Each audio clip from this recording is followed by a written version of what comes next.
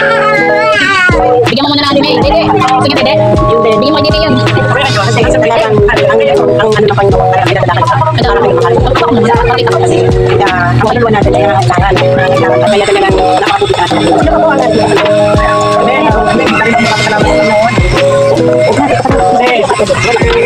Hindi na natin sa Hindi ako magpapasalamat sa Panginoon, ano? Dahil talagang Panginoon, napakabuti. At talagang natanggap ko na yung pinadala niya.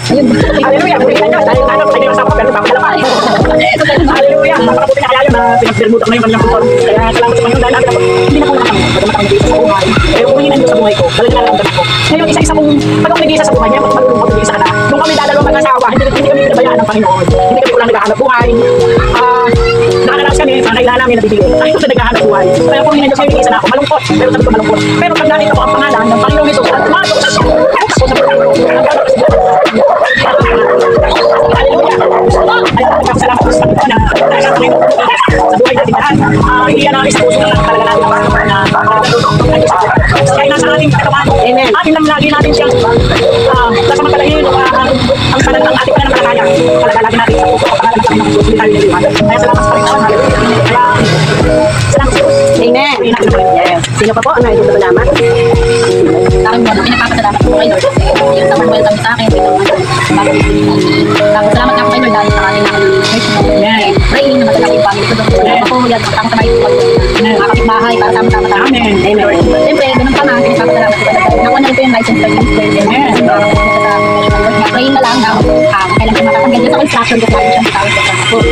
Yun din, salamat din kay Lord sa mga dahil dahil talaga pinapatibay kami namin yung mga kaya malapit ako sa financial, tapos pinakmal din din. Kailangan talagang medyo hindi mo rin pakutungo ng buwan para talagang mauro ko lang. Kaya naman kahit wala tayong Bible na manual, so meron naman online sa conference yung mga ni Makita. Kaya ayun nga, sa tawag nila, tatay ko na nag-birthday na tapos yung mga agong kahapon, tapos yun yung sa bubuk ng mga ano, pabago-bago yung tema. Pati ako na-affect ko ng kaya balito. Kailangan ko parang salamat. Amen. Sabi nga po ng Panginoon na may tanong, isa na lang, malapit na ang pagdating niya. Sa kanila, tayong lahat ay sama-sama. Walang mawawaglit kahit isa, di ba? Yan yung kanya. Kasi ang sabi nga po ay walang mawawaglit. Kasi yun tayo talagang ang Panginoon talagang nilihan niya tayo ayon sa kanyang wais. Kaya talagang napakikisa natin sa kanila. Kaya napakabuti natin. Dapat lang natin galihan ang pagputihan ng Panginoon. Sino pa po ang nais magpasalamat? Isang linggo na Mag-tingiti ka na.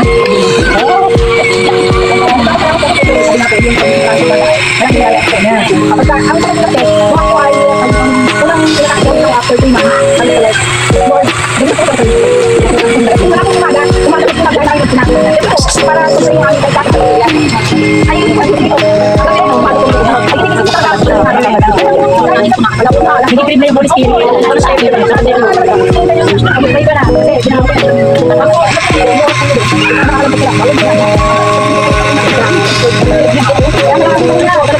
Mula po nun,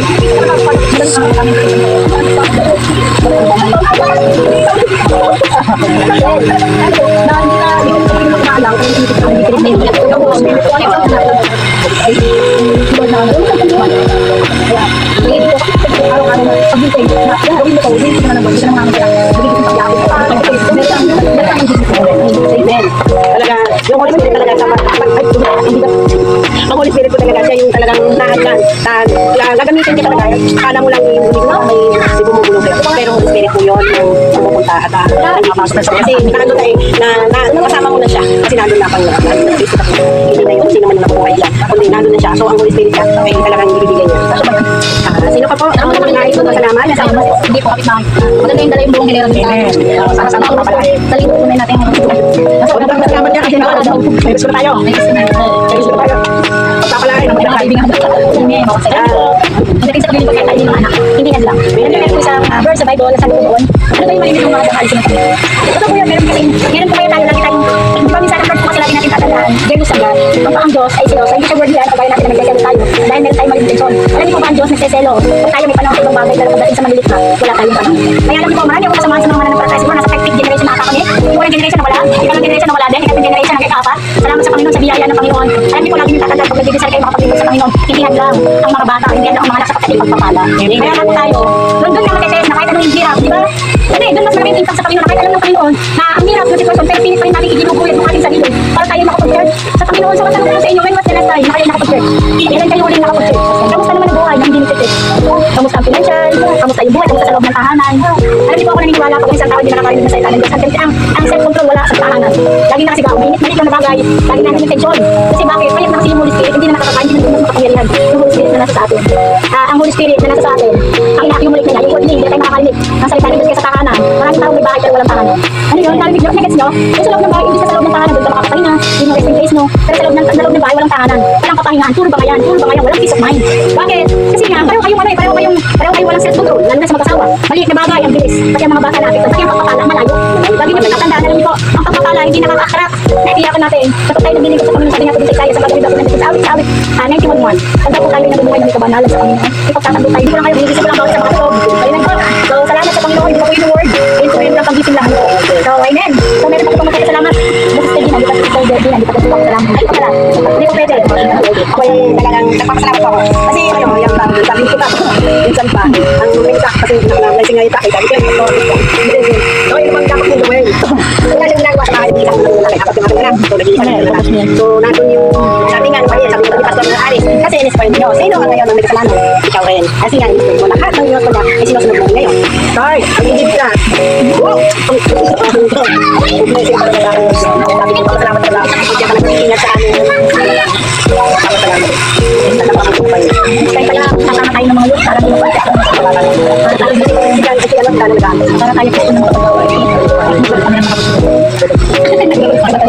Hindi ako makaimit. Pangilala ko muna sa mga hindi nakakakita. Yung aming pogi-pogi.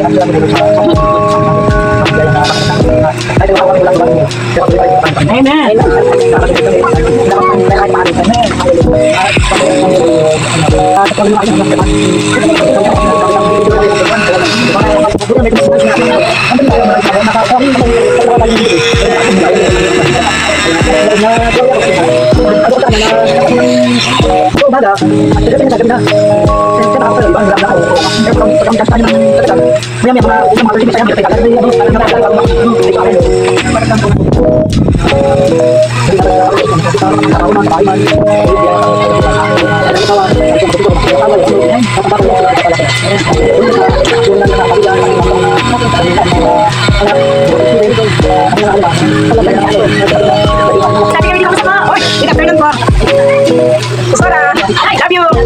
Salim, love you. Babalik kami. Sama namin po yung Amen. So, sige po. Ayun din. At parang isa ka. Dito muna kami yan. Diyan muna kayo. Tayong sama-samahan ng Panginoon. Amen. Sige po. Palakpakan po natin. Ganito ako naniniwala po na ang Diyos po ay lagi may ginagawa sa buhay namin. Hindi na, sabi nga po doon sa isang awit, lagi ko pinipag. He never stop, he never stop for you. Kaya alam niyo po kung kailan may mga panalangin sa Panginoon, isa lang po tiyak na Diyos meron siyang ginagawa sa bawat panalangin natin. Amen po ba? Kaya sa oras nito, sige po, tayo po ay makikinig na lang sa iba ng Panginoon. Maaari ko po pumuwi sa inyo, hindi na. At tingnan niyo lang, humingi po, tsaka yung puso, ano po. Sabihin naman po doon sa katabi niyo, huwag niyo ko kukwentuhin. Huwag niyo ko kukwentuhin. Hallelujah, so tayo po ay magsimula na. Gusto ko lang po magtanong sa inyo bago tayo magsimula. Kamusta, ano po, kamusta ang puso ng isang tao? Kamusta ang puso? Yung sino dito ang napangakuan na? Lahat naman tayo siguro, na napangakuan na, di ba? Yung mga asawa natin, ang nakilala natin, ang ganda ng pangako ng asawa natin, di ba? Sa mga asawa natin, kukunin tayo yung mga bituin. Di ba, yung mga pangako, di ba? Di ba, tayo yung mga nagsisimula, yung mga partner natin, ang ganda ng pangako, bibigyan na tayo ng magandang buhay, bibigyan na tayo ng ganito, ganyan, ganyan, pinangako, ano po. Ano po, pagdating naman sa mangutangan, sila yung mangutangan, garantor, girma, nangangako tayo na tayo makakabayad. Halimbawa, may kaibigan sa atin na lumapit, yung magandang loob ng sa atin, ano po. So, ang tanong ko po dito, sino dito ang nakaranas na siya pangakuan? Amen. Amen, lahat naman tayo, ano nakaranas na to? Sabihan niyo utang sa, babayaran niya ako, yan. Dahil tayo pinagpangakuan. At alam niyo po ba ang unang nangako sa atin, walang ibang yaman. So, sa mga oras na ito, kaya ko po inumpisahan kasi yung message ko hindi pa tapos, pero ang balang matapos. Alam niyo po ba, kaya ako tinanong sa inyo, kung kamusta? Kamusta ang puso niyo? Once na kayo pinangakuan? At ano ang pakiramdam ng isang tao pinangakuan? Ano yung una yung naranasan nung kayo pinangakuan? Ang sarap. Di ba, saya? Kasi number one, ano man yung pinangako niya, meron kong garantiya na meron kang makakatanggap ka. O di ba, kaya ni Marcos, ang daming umasa, nangako si Marcos, di ba po? Sabi ni Marcos, bibigyan daw niya ng bawat taga 2,000 ang bawat mamamayan. O di ba, lahat tayo nakakarinig, magtuwa tayo kasi ang dami namin plano sa 2,000 yun. Tapos nung dumating yung yung masterpiece, piling-pilila, wala pa sa labing dalawa, sa isang bayad, isa. Alam niyo po, ano, di yun ang pangako, di ba tayo, nakalisit tayo ng pangako, saya. Pero alam niyo po, dumating na yung pangako. Kamusta ang ating puso? Kung tayo pinangakuan, piling bang magantay? Piling ba tayo magantay sa pangako? Kaya kung meron sabi doon sa tao, hindi tayo tiyak. Pero pag ang Diyos ang nangako sa atin, ang sabi ng Panginoon, tiyak ang Diyos pag nangako sa kanyang mga anak. Ano po? So sa oras nito, gusto ko kayo palahin ano po. Sa aklat, ano po, yung Genesis. Alam ko kung paano ang Diyos ay nangako. Hallelujah, ano po ito yung short test nito, ay kung tiyak sa inyo. I-make devotion ko lang po kagabi. Kasi minsan, ano po, nandun talaga yung naging patient tayo, ano po, kung may taong nangako sa atin. Ano yung patient, yung parang hindi tayo makatiis, ano po yung tagal ng patient. Kapag nangako kami tumagatagal, tinutupad, ano po, wala tayong tiyabang maghintay, wala tayong katyagaan, ano, sa pagbantay kung meron isang taong nangako sa atin. Mainipin yun, mainipin pagdating sa